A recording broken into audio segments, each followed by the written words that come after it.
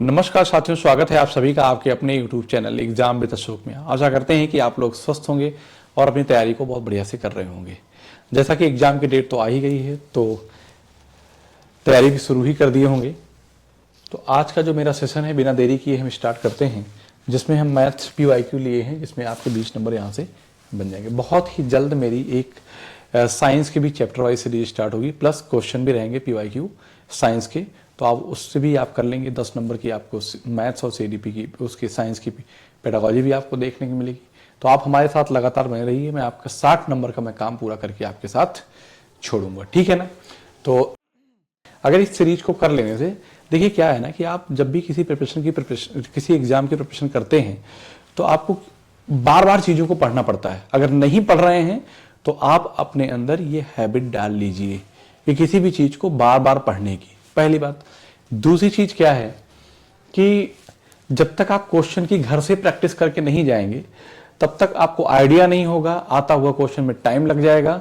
तो मेरा सिर्फ कहने का इतना कंसर्न है कि आप ज़्यादा से ज़्यादा प्रैक्टिस करिए, कम से कम 3 से 4 बार। अगर PYQ क्वेश्चन नहीं है आपके पास तो मैंने सारे PYQs जितने आज तक सीटेट के पेपर हुए मैंने सारे यहाँ पे एक 10-10 क्वेश्चन के सेट में मैंने पढ़ा दिया है। मैं बड़ी बड़ी क्लासेस इसीलिए नहीं दिया है कि आप बोर ना हो। कंसेप्ट नोट कर लीजिए, देखिएगा जैसे इसी से ये क्वेश्चन आया, यही क्वेश्चन बार बार आपको देखने को मिल जाएगा। तो ऐसा करने से फायदा क्या होगा कि आपको कंसेप्ट देखते देखते रट जाएगा। लेकिन फिर भी प्रैक्टिस करना बहुत इंपॉर्टेंट है। अगर प्रैक्टिस करके नहीं जाएंगे तो बात बन नहीं पाएगी, ठीक है ना। तो बिना देर की आज की क्लास का हम आगाज करते हैं। और हमारा पहला क्वेश्चन है आज का कि किसी बहुफलकों के फलकों, शीर्षों और किनारों की संख्याएं, मतलब कि फलक को हम क्या बोलते हैं, जरा ध्यान से सुनना। फलक को हम क्या बोलते हैं? फेस। शीर्षों को हम बोलते हैं वर्टिसेस और किनारों को एजेज बोलते हैं। तो इसका मतलब है कि फलक 20 हैं, वर्टिसेस x हैं, किनारे कितना है? 30 है, ठीक है। यही तो है, हमें फार्मूला पता है। हमसे पूछा है कि 4x - 5 का मान, इसका मतलब ये जो v है ना वर्टिसेस, उसकी वैल्यू x है, मुझे वही निकालना है। तो हम जानते हैं कि e + 2 = f + b। यहां तक किसी बच्चे को कोई दिक्कत नहीं होगी। फेस कितना दिया है? 20 दिए हैं। वर्टिसेस x दे रखा है क्वेश्चन में। e दिया है 30 प्लस का 2। आप कहेंगे यस सर, कोई दिक्कत है क्या? सॉरी, फलक 20 है, वर्टिसेस x है और एजेस 30 है। तो 30 2 32। तो जब x की वैल्यू यहां से निकालूंगा तो 32 - 20 करूंगा तो कितना हो जाएगा? 12। आप कहेंगे यस सर, 12 हो गया। तो हमसे पूछा क्या है कि 4x - 5 का मान, तो 4 × 12 - 5, तो 12 चौक 48 - 5 जो होगा उसका मान आ जाएगा 43। बताओ भाई, यहां तक सबको क्लियर है कि नहीं? 43। इसका मतलब है कि अगर आप मेरी पूरी सीरीज देखते हैं तो आपको ये पता चल जाएगा ये इस फार्मूले को मैंने कितनी बार, और एक एक क्वेश्चन आपको ये पता हो जाएगा कि सीटेट किस टाइप के क्वेश्चन पूछता है। इसका मतलब मैं अभी बता देता हूं कि सीटेट एक क्वेश्चन इस पे जरूर पूछता है, इस फार्मूले पे, ठीक है ना। आगे चलते हैं। दो समांतर रेखाओं को एक तिर्यक रेखा द्वारा प्रतिच्छेद करने पर दो एकांतर अंतःकोण का योग 140 है। आप ये जानते हैं कि हमसे पूछा क्या, इस बात को समझो। ऐसे भी सवाल उसने बहुत बार पूछ चुके हैं। किस पे? दो समांतर रेखाओं को एक तिर्यक रेखा काटती है। तो पूरा डिटेल में आपको समझाता हूं मैं अभी। यदि इनमें से एक एकांतर अंतःकोण y है तो 3y - 15 का मान क्या होगा? तो मेरी बात ध्यान से नहीं, पहले पूरा कंसेप्ट समझा देता हूं। मैंने कहा कि दो रेखाएं P और Q हैं, एक L है, ठीक है ना। तो इसके जो एंगल है ना, इसके जो एंगल हैं वो कौन कौन है, जरा आप ये देखिए। तो मैं कहता हूं ये 1 2 3 4 5 6 7 8, ठीक है ना। तो एक एंगल 1 और एंगल 6 क्या है? एकांतर अंतःकोण है। तो मैं पहला पॉइंट नोट करके यहां पे अगर लिखना चाहूं तो मैं लिखूंगा कि जो एकांतर, जो अंतःकोण होते हैं, अंतःकोण कैसे होते हैं? समान होते हैं। एकांतर अंतःकोण समान होते हैं। सभी एकांतर अंतःकोण कैसे होते हैं? समान होते हैं। इसका मतलब ये है कि एंगल 1 और एंगल 6 बराबर है, एंगल 4 और एंगल 5 इक्वल है। फिर दूसरा पॉइंट आता है संगत कोण की, जिसे हम 3 और 6 एक जैसे हैं, तो मैं कहूंगा कि संगत कोण कैसे होते हैं, संगत कोण कैसे होते हैं, समान होते हैं। आप कहेंगे यस सर। संगत कोण समान होते हैं कि नहीं होते? जैसे 3 और 6 कैसे हैं, संगत कोण है। इसका मतलब है कि अगर ये 40 है तो ये भी 40 होगा। 5 और 2 कैसे संगत कोण है, 1 और 8 कैसे संगत कोण है, 4 और 7 कैसे संगत कोण है। किसी तिर्यक रेखा के एक ही ओर बने अंतः कोणों के योग का योग 180 डिग्री होता है। तीसरा पॉइंट ये भी लिख दूंगा। और इतने पॉइंट्स अगर आपको क्लियर है, मतलब कंसेप्ट अगर आपका इतने पॉइंट से क्लियर है, तो मुझे नहीं लगता कि आप इससे आए हुए कोई भी क्वेश्चन ना कर पाए। तो मैंने क्या कहा कि किसी तिर्यक रेखा द्वारा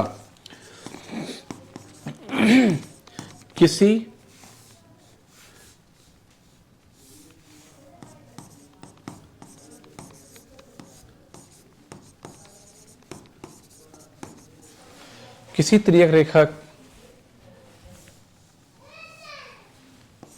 द्वारा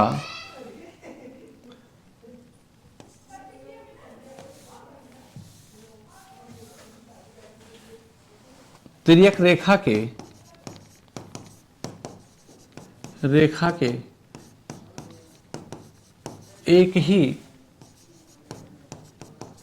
और अंतः कोण क्या होते हैं, कोण का योग 180 डिग्री होता है। क्या कहा? किसी तिर्यक रेखा द्वारा तिर्यक रेखा के एक ही ओर बने अंतः कोण का योग 180 डिग्री होता है। इसका मतलब है कि ये एक तिर्यक रेखा है, इसके एक ही ओर बने कोण, तो ये एंगल 1 और एंगल 5 का जो होगा कैसा होगा, सम 180 डिग्री होता है। मैंने सारा कंसेप्ट यहाँ पे क्लियर कर दिया।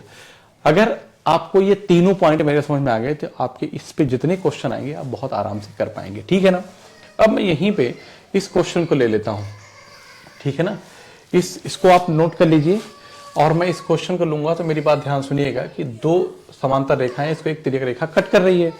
तो उसने कहा कि दो एकांतर अंतः कोणों का योग, मैंने कहा ये और ये एकांतर अंतः कोण है, इन दोनों का सम 140 डिग्री। इनमें से एक क्या है, y है, तो एक y है तो दूसरा भी क्या होगा, y होगा। मैंने कहा बताया कि एकांतर कोण कैसे होते हैं, समान होते हैं। इसका मतलब है कि 2y की वैल्यू, इन्हीं दोनों एकांतर अंतः कोणों का सम 140 डिग्री है। 2y, अरे y प्लस y 2y दोनों का योग, तो यहां से कट करूंगा तो इसका मतलब कितना आ गया, 70 डिग्री आ जाएगा। आप कहेंगे यस सर। यहां तक किसी बच्चे को कोई दिक्कत हो तो बताओ। तो 7 21 210 हो जाएगा, माइनस 15 डिग्री करूंगा तो कितना हो जाएगा, 195 510, 195 डिग्री हो जाएगा। है ऑप्शन की नहीं है, आप कहेंगे यस है, यही आपका आंसर हो जाएगा।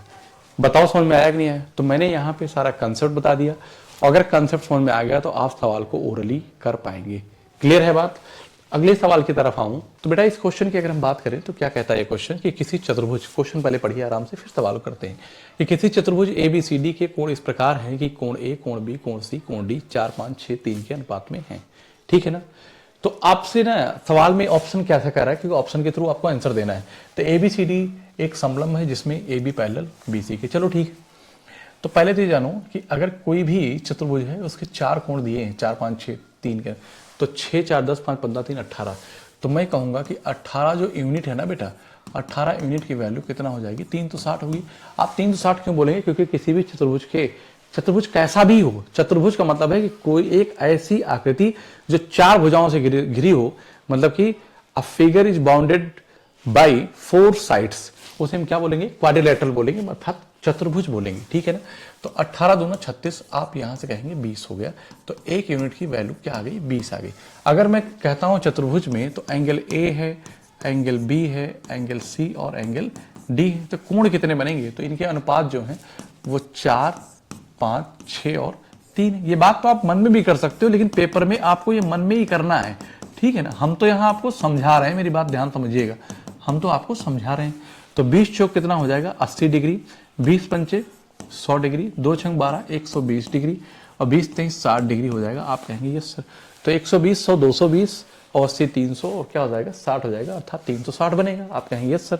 इसका मतलब है, अब आप आइए ट्रेपेजियम क्या कहता है जरा बताओ। ट्रेपेजियम अगर मैं यहां से ले लूं, देखो मेरे पास ट्रेपेजियम बना बनाया मुझे मिल जाएगा, तो मुझे ज्यादा कुछ करने की जरूरत नहीं पड़ेगी। तो मैं यहीं पे ट्रेपेजियम को ऐसे रख देता हूं, इतना बड़ा ले लिया। दिख रहा है सबको? आप कहेंगे यस सर दिख रहा है। ट्रेपेजियम होता क्या है कि दो भुजाएं समांतर होती हैं और दो भुजाएं सामने और दो असमांतर होती हैं। अगर दो भुजाएं समांतर हैं तो पहली बात यह समझिए कि अगर ये वाला कोण की बात करें, अगर यहीं डॉट डॉट ऐसे आया होता तो 90 से अधिक होता। तो मैं यहीं पे ये कह दूं, थोड़ी देर के लिए मैं क्या कहूंगा, आप मेरी बात ध्यान समझिए कि अगर मैं ये कह दूं कि 100 है, ये 120, तो मुझे इतना पता है कि बी और सी यही है। चलो थोड़ी देर के लिए बी और सी ये है। ए कितना है? ये 80। आप मुझे बताइए क्या 80 है क्या? नहीं है। ये कह रहा है 60 है, इसको तो मैं मान लेता हूं मैं 60 है, इसको मैं क्या कह देता हूं 60 है, ये वाला 60 है। तो अंदाजा बता रहा हूं मैं, एग्जैक्ट नहीं, ये 80। आते हैं ऑप्शन की तरफ, ठीक है ना। तो कह रहा है कि अच्छा लेकिन एक चीज देखो, यहां पे दोनों बराबर जा रही थी, इक्वल होना चाहिए था, लेकिन क्या कह रहा है कि एबीसीडी एक समलंब है जिसमें एडी पैरेलल बीसी के। तो ए बी सी, तो हमने कहा ए बी सी डी कहा। तो आप मुझे बताओ कि एडी पैरेलल बीसी के हैं क्या? एडी पैरेलल बीसी के हैं, तो एक समलंब है जिसमें एडी पैरेलल बीसी। चलो ठीक है। कह रहा है कि एबीसीडी एक समलंब है जिसमें एबी पैरेलल सीडी है। एबी पैरेलल सीडी बिल्कुल नहीं है। दूसरा ऑप्शन पैरेलल कहां है? पैरेलल तो बीसी और सीडी है, ठीक। फिर आगे क्या कह रहा है कि एबी बराबर एडी के और बीसी बराबर सीडी के। बराबर तो है ही नहीं है, अगर बराबर होते तो एंगल से डिसाइड हो जाता, यहां पे ये ऑप्शन भी नहीं है। कह रहा है कि एक पतंग है जिसमें ए बी बराबर बी सी और ए डी बराबर सी डी की। ए डी बराबर सी डी की कतई नहीं है। तो पहला ऑप्शन मेरा क्या हो जाएगा यहाँ पे सही? एक समलंब है जिसमें A D parallel B C होगा। बताओ भाई बात समझ में आई कि नहीं है? इसका मतलब ये है कि जब पेपर में सवाल आएगा तो आप 6 4 10 5 15 18 18 2 36, तो 2 20 चौक 80 हो जाएगा। ये 120 लिख लेंगे और ये 100 लिखेंगे, 120 लिखेंगे और ये 60 लिखेंगे। यहां से फिर आप डिसाइड करेंगे कि है क्या। क्लियर है बात? ठीक है ना। आई होप कि आपको समझ में आया होगा। इस वाले में आते हैं, देखो कॉन्ग्रुएंसी का आ गया, समरूपता का, ठीक है ना, कि बिंदु ए और डी रेखाखंड बीसी के एक ही ओर स्थित है, ठीक है ना। ये तो बहुत आसान है, बहुत आसान है। ए और डी बीसी के एक ही ओर स्थित है, ऐसे रेखाखंड है। फिर यहां से कह रहा है कि ए बी सी बराबर 90 degree, A B C 90 degree, इसका मतलब बी 90 डिग्री है। बी क्या है? 90 डिग्री है, ठीक है। और डी सी बी, तो ये सी है, ये भी क्या है? 90 डिग्री है, ध्यान से देना। और कह रहा है ए बी बराबर किसके? सी डी के। ए बी बराबर सी डी के। कुछ नहीं है भाई, ये जो कह रहा है ये ए बी, ये क्या है? ए है और ये बी है, ये सी है, ये डी है। तो ए बी बराबर किसके है? सी डी के है, ठीक है। ये 90 डिग्री है और ये क्या है? ये भी 90 डिग्री। ये क्वेश्चन में गिवन है, मैंने अपने साइड से कुछ भी नहीं किया है, ठीक है ना। आगे कह रहा है त्रिभुज एबीसी और डीबीसी, इसका मतलब है त्रिभुज एबीसी, इस त्रिभुज की बात करूंगा, ठीक है। और एक त्रिभुज ऐसे बात करूंगा, मे बी ऐसे भी कहा है उसने कि त्रिभुज डीबीसी, डीबीसी। आप मुझे बताइए, अब मेरी बात ध्यान सुनो, कि इसकी ये साइड और इस त्रिभुज की ये साइड, और एक और पेन लेता हूं मैं, ये वाली पेन ले लूं, तो मैं कह दूं कि इस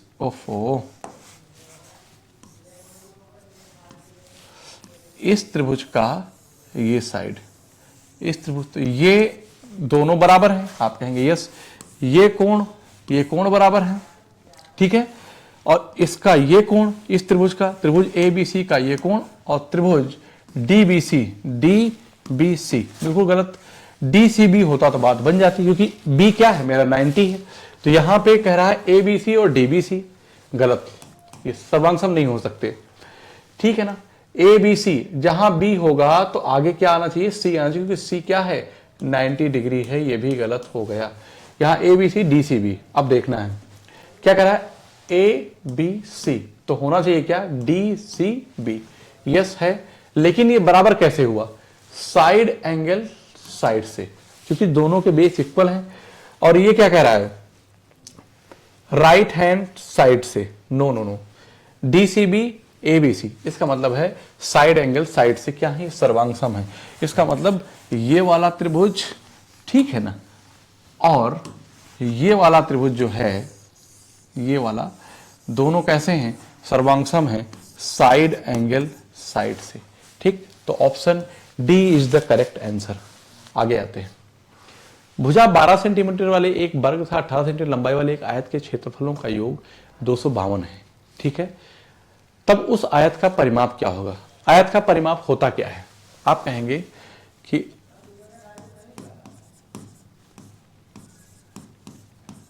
आयत का जो परिमाप होता है ना, बराबर 2l प्लस बी। कोई दिक्कत, यहां तक किसी बच्चे को कोई प्रॉब्लम नहीं होगी आई थिंक, ठीक है ना। कोई दिक्कत अगर नहीं है तो अब क्या कह रहा है, हमें जो कुछ भी आंसर होगा 2 के मल्टीपल में बनेगा, और 2 के मल्टीपल में सभी हैं। कितने हैं, सारे हैं। तो भुजा 12 सेंटीमीटर वर्ग का तथा 18 सेंटीमीटर लंबाई वाले एक आयत का, तो मुझे ये पता है कि एक वर्ग है, इसका क्षेत्रफल, ठीक, और एक आयत है, इसका क्षेत्रफल क्या है, दोनों बराबर है, ठीक। इसका 12 सेंटीमीटर स्क्वायर है, इसकी एक भुजा 18 है, तो दूसरी मैंने x मान लिया, ठीक। तो 12 का स्क्वायर कितना होता है, 144, प्लस ये कह रहा है दोनों का योग 252 है, दोनों का योग 252 है। और क्या कह रहा है कि 18 गुणे एक्स, एल इंटू बी, ठीक, बराबर किसके, 252 के। तो 18x की वैल्यू जब करेंगे उधर, तो 12 में से 4 गया तो 8 आ जाएगा, 5 जीरो हो जाएगा, 1 आए, और 18 छक्का 108, इसका मतलब x की वैल्यू क्या मिलेगी, 6 मिल जाएगी, ठीक है। उस आयत का परिमाप क्या होगा, तो इसका मतलब हमें क्या मिल गया, b कितना मिल गया, 6 मिल गया। तो 18 प्लस 6 और इंटू का क्या है, 2 है, तो 18 6 24, 24 दुना कितना हो जाएगा, 48। आप कहेंगे यस सर, यही आंसर बनेगा। बताओ यहां तक किसी बच्चे को अगर कोई प्रॉब्लम है तो, यहां तक अगर किसी बच्चे को कोई भी दिक्कत है तो बताए वो। इस क्वेश्चन पे आते हैं कि किसी समलंब ABCD में AB parallel DC, AD 18 centimetre, BC 16 centimetre और CD 22 सेंटीमीटर है। यदि AB और CD के बीच की दूरी 12 सेंटीमीटर, समलंब का क्षेत्रफल इतना दे रखा है, तो इस समलंब का परिमाप क्या होगा। बहुत बढ़िया सवाल है। और एक चीज ये भी नोट कर लीजिएगा अपने नोट्स में कि समलंब भी एक सवाल आता है। आप देखिएगा हर सेट में आपको सवाल मिलेगा। तो जो फिक्स पॉइंट है ना, जहां से आप सवाल कर पाते हैं, ये समलंब चतुर्भुज है, ठीक है ना। ये इनके बीच की दूरी है। अगर मैं कह दूं कि ये, अब यहां से मैं करूंगा, यहां से मैं लिखूंगा देख के कि ABCD समलंब, AB पैरेलल DC, ठीक है। AD 18 सेंटीमीटर, BC 16 और CD अगर मैं कह दूं CD है, तो ये मैं कहूंगा AB, तो ABCD, ठीक। और AB पैरेलल DC के, कोई दिक्कत नहीं है, ठीक है। AD 18 सेंटीमीटर, AD 18 सेंटीमीटर, कोई दिक्कत नहीं। BC 16 सेंटीमीटर, ठीक है। CD 22 सेंटीमीटर है, मेरी बात ध्यान सुनना, ठीक है। और समलंब का क्षेत्रफल क्या होता है, तो मैं यहीं पे लिख देता हूं, समलंब चतुर्भुज का जो क्षेत्रफल होता है, क्षेत्रफल बराबर 1/2 समांतर भुजाओं का योगफल। इसका मतलब है कि AB प्लस CD समांतर भुजाओं का योगफल इंटू इनके बीच की दूरी, हाइट h, ठीक है ना, इंटू h। आगे करेंगे तो 1/2 समांतर भुजाओं का योगफल कितना होगा, ये 22 है, ठीक है ना। नहीं पता मुझे, तो यही निकाल लेंगे तो मुझे पता भी चल जाएगा। इसका मतलब मुझे यही, ये वाली AB निकालना है, x और कुछ नहीं निकालना है, ठीक है ना। तो जब मैं यहाँ पे ये कहूँगा, ये क्षेत्रफल है ना ये मेरा, और इसकी वैल्यू कितना दिया है क्वेश्चन में, 252 दे रखा है, तो मैं चलो लिख देता हूँ। तो AB की वैल्यू कितना है नहीं पता है, मैं लिख देता हूँ x, और CD कितना है बेटा 22 क्वेश्चन में दिया है, यहाँ पे मैंने 22 कर दिया, इंटू h की वैल्यू कितना है 12 दे रखा है क्वेश्चन से, ठीक है ना। h कितना दिया है, उनके बीच की दूरी 12 है, तो मैंने 12 कर दिया, तो उनका क्षेत्रफल कितना हो गया 252, कोई दिक्कत। 12 दूना 24, 12 एकम 12, और 21 दूना कितना हो जाएगा 42। तो x की वैल्यू जो होगी 42 माइनस जब 20 करेंगे तो कितना आ जाएगा 22 आ जाएगा, कोई दिक्कत। 21 दूना 42 और 42 माइनस 4, 42 माइनस 22 बराबर किसके होगा? 20 के। ठीक है ना। हमसे पूछा उस समलंब का परिमाप क्या होगा? x की वैल्यू मुझे निकल के आ गई, कितनी मिल गई? 20। अब परिमाप क्या होगा? बस इनको जोड़ लो, वही आपका आंसर हो जाएगा। 20 10 30 10 40 40 20 60 10 70 10 6 76, यही बन जाएगा। जोड़ लो फिर से, ठीक है ना। तो आप क्या कहेंगे? 20 20 40 20 60 10 70 6 76। क्लियर हो गया कि नहीं हो गया? सिर्फ और सिर्फ हमें फार्मूला लगाया गया है पैरामीटर निकालने के लिए, हमें किसी भी दी गई आयत की बाउंड्री की टोटल लेंथ निकालना होता है बस। ठीक है ना। आगे चलते हैं। कह रहा है किसी बंद लंबितीय बेलन जिसकी आधार त्रिज्या 7 सेंटीमीटर, उसका आयतन 462 सेंटीमीटर क्यूब है, इस बेलन का कुल पृष्ठीय क्षेत्रफल है और पाई का मान 22/7 उपयोग कीजिए। तो मैं कहता हूं कि अगर एक बेलन है, क्या है? एक बेलन है, ठीक है ना, और इस बेलन की त्रिज्या क्या है? अगर r है, इस बेलन की त्रिज्या क्या है? r है। तो मैं क्या कहूंगा? कुल पृष्ठीय क्षेत्रफल निकालने के लिए पूछा है मुझसे, तो मुझे निकालना क्या होगा? इस बात को देखो, मैं कहूंगा कि 2 pi r into h plus r. इसका मतलब हमें h और r पता चल जाए तो क्वेश्चन में कर लेंगे, हमें r पता ही, h सिर्फ निकालना है, मेरा आंसर आ जाएगा। ठीक है ना। यहां से मैं कह सकता हूं कि 2 22/7 इंटू आर, जो कुछ भी होगा दिया है 7, और h प्लस 7, ये 7 से 7 कैंसिल होगा, 11 दूना 22, तो मैं कह सकता हूं कि आंसर वही होगा जो 11 का मल्टीपल होगा। 8 3 11, ये भी है, ये भी है, 4 2 6, ये भी है, और ये भी है। मतलब सारे ऑप्शन 11 के मल्टीपल हैं। इसका मतलब है कि आप मल्टीपल के थ्रू इस सवाल को नहीं सॉल्व कर सकते। तो मैं कहूंगा कि बेलन का जो आयतन होता है वो कितना होता है? बेलन के आयतन की अगर मैं बात करूं तो पाई r स्क्वायर h होता है। तो आप कहेंगे सर पाई का मान 22/7 है, कुछ दिया है क्या आयतन? यस, 462 मीटर क्यूब, और r की वैल्यू 7 इंटू 7 और इंटू h दे रखा है, एक 7 कटेगा, और 22 दूना 44, 22 एकम 22, और फिर 7 तरीक 21 हो जाएगा। बताओ, तो h की वैल्यू जो आ गई, चूंकि सेंटीमीटर में है तो 3 मीटर आ जाएगा। आप यही h की वैल्यू वहां रख दो, बस आपका आंसर बन जाएगा। तो मैं यहाँ पे क्या कहूँगा? सब कुछ तो मिल गया है, 22 दूना 44 और 7 3 10, पूरे 10 करूँगा तो कितना हो जाएगा बेटा? 440 सेंटीमीटर क्यूब। इसका मतलब है कि मैंने वहाँ मीटर लिख दिया तो बेटा ये सेंटीमीटर होगा, लेकिन ये भी मीटर दे रखा है, ये भी मीटर दे रखा है। यहाँ पे इन्होंने ऑप्शन में मिस्टेक कर दिया है, ठीक है ना। ये मीटर में, ये मीटर में है, तो सेंटीमीटर नहीं होगा, मीटर ही होगा, ठीक है ना, क्योंकि ऑप्शन 440 मैच कर रहा है। क्लियर है बात? तो बस फार्मूला लगाया और वैल्यू ले लिया मैंने। कोल्ड की वजह से थोड़ा गले में प्रॉब्लम है बेटा, ठीक है ना, तो नोट कर लिया। चलते हैं अगले क्वेश्चन की तरफ। और नेक्स्ट क्वेश्चन मेरा क्या कहता है कि शब्द पेरीमीटर, देखना प्रोबेबिलिटी के ऐसे सवाल भी पूछे गए हर बार लगभग, कि सभी अक्षरों को 9 पृथक कागज की पर्चियों पर लिखकर एक डिब्बे में रख दिया जाता है। बिना देखे इस डिब्बे में एक पर्ची निकाली जाती है, एक व्यंजन, क्या व्यंजन, और एक अक्षर आई प्राप्त करने की प्रक्रिया क्या है? तो पेरीमीटर में 1 2 3 4 5 6 7 8 9, तो कुल जो अक्षर हैं, कुल अक्षर कहो या शब्द कह दो, कितने हैं? 1 2 3 4 5 6 7 8 9, 3 3 6 3 9, कितने अक्षर हैं? तो ये 9 अक्षर, ठीक है ना। क्लियर है? हमसे पूछा है कि एक व्यंजन और एक स्वर, तो प्रायिकता क्या होगी?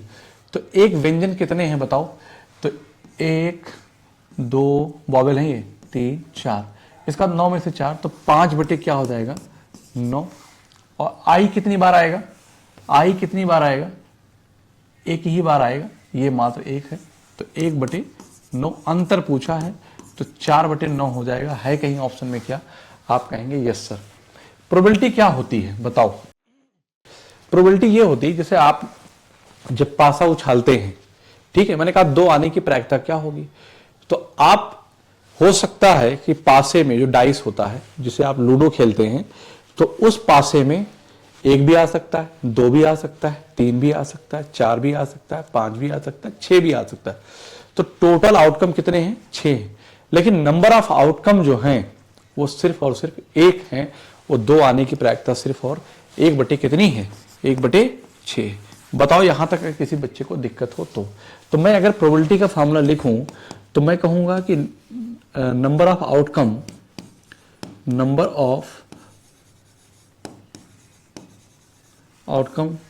अपान total outcome, number of outcome upon total outcome. बताओ भाई कोई प्रॉब्लम हो यहां तक किसी बच्चे को? तो इस क्वेश्चन में आए कह रहा है 14, 15, 17 समथिंग दे रखा है, ये यहां से लेकर सीरीज यहां तक है। परिसर और बहुलक पूछा है, तो परिसर को हम लोग क्या कहते हैं जरा बताओ? तो आप कहेंगे सर, इससे भी एक क्वेश्चन पूछा जाता है स्टैटिक्स में, तो आप कहेंगे सर रेंज, ठीक। और बहुलक को हम लोग क्या कहते हैं? तो आप कहेंगे सर मोड होता है। क्या होता है? मोड होता है। रेंज और मोड। रेंज क्या होगी? Upper limit minus lower limit, ठीक है। सबसे बड़ा नंबर इसमें क्या है? तो पहले आप इसको एक क्रम में लगा लो, फिर आप उनका मीन निकाल दो, दोनों जो वैल्यू है डिवाइड बाई 2 कर दो, माध्य निकल के आ जाएगा, ठीक है ना। तो पहले मैं क्रम में लगाता हूं इंक्रीजिंग ऑर्डर में। सबसे छोटा नंबर क्या है? 11 है। कितनी बार आया है जरा मुझे बताओ? 11 तो मुझे एक ही बार दिख रहा है और कहीं दिख नहीं रहा है। 12 कितनी बार आया है? 1, 2 बार आया है, तो आप 12 को 2 बार लिखेंगे, ठीक। 13 कितनी बार आया है? यहां देखना शुरू करो, 13 एक बार आया है और नहीं आया है। 14 कितनी बार आया है? 1, 2, 3। 14 कितनी बार आया है? 3 बार आया है। 15 कितनी बार आया है? 1, 2, 3, 4, 5। तो 15 कितनी बार आया है? 5 बार आया है।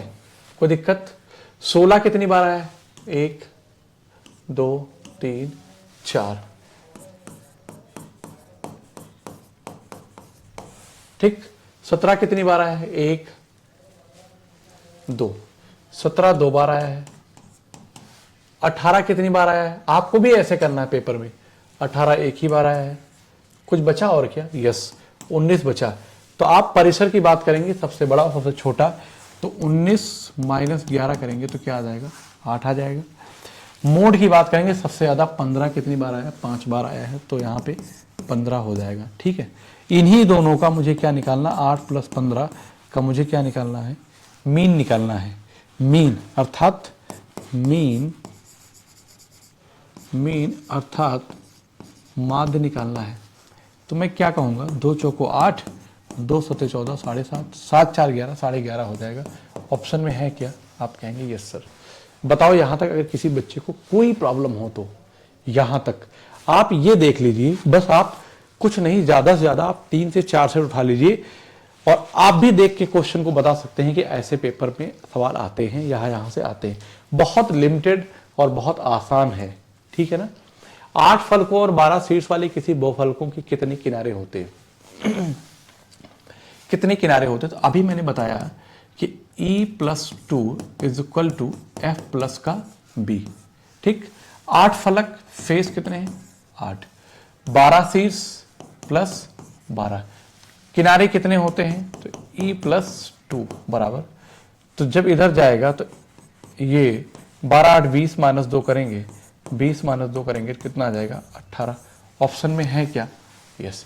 इसका मतलब अगर पेपर में ये चीजें सारी पता हो फार्मूले, तो इसमें कहीं पेन चलाने की जरूरत नहीं, क्योंकि फलक और शीर्ष दोनों जुड़ते हैं। 12 8 20 और है ना, 2 प्लस एजेज होते हैं, तो 20 में से 2 घटाओ, 18 आ जाएगा। सवाल का आंसर हो गया, ठीक है। तो ये हमारी रिक्वेस्ट और गुजारिश है आप सभी से कि अगर इस पूरी सीरीज को आप हमारी देखते हैं तो आपको एकदम से ये पता चल जाएगा कि कैसे सवाल पेपर में आते हैं, ठीक है ना। और मैं गारंटी लेता हूं कि एकदम आपको पेपर में डिक्टो सवाल ऐसे ही देखने को मिल जाएंगे, बट डेटा इधर उधर की वैल्यू चेंज रहेगी, ठीक है ना। उतना तो आप कर ही लेंगे, ठीक है। तो आज के लिए इतना ही रखते हैं, मिलते हैं आपसे हम अगली क्लास में। जय हिंद साथियों।